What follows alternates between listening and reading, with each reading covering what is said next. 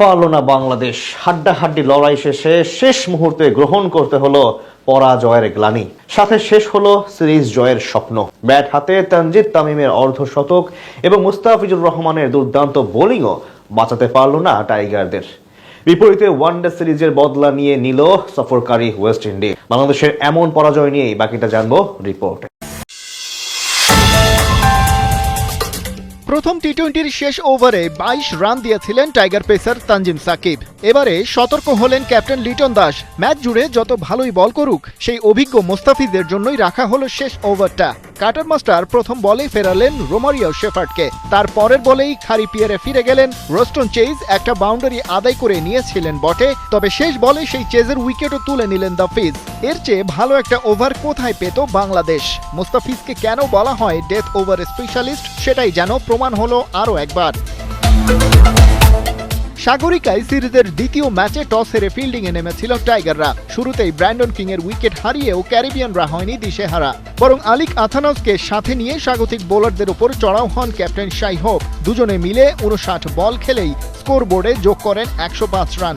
বাংলাদেশ দলের সব বোলারকেই কম বেশি তুলোধুনো করেছেন দুজনে মিলে। কিন্তু হাল ছাড়েননি বাংলার বোলাররা। যে সুযোগের অপেক্ষায় ছিল ওরা, সেটা এলো ম্যাচের 12 নম্বর ওভারে। জোড়া উইকেট তুলে নিয়ে ক্যারিবিয়ান শিবিরে বেশ একটা ধাক্কা দিলেন নাসুম। প্রথমে আথানাস ফিরে গেলেন 33 বলে 52 করে, পরের বলেই ভাঙল শেরফান রাদারফোর্ডের স্ট্যাম্প।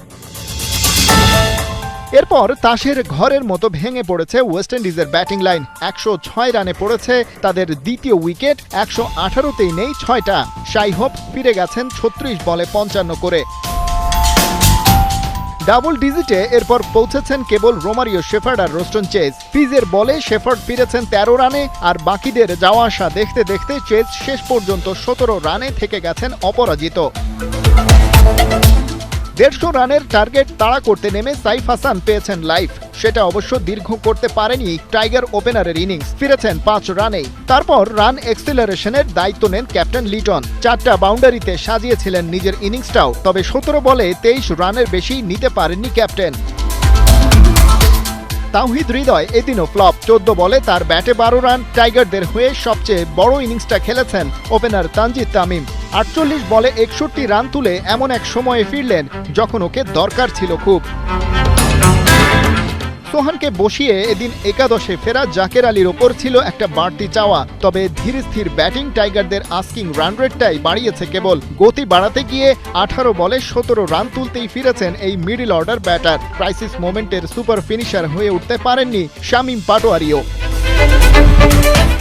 ঋষাদও ফিরেছেন নিজের সেই সব সিগনেচার শট ছাড়াই।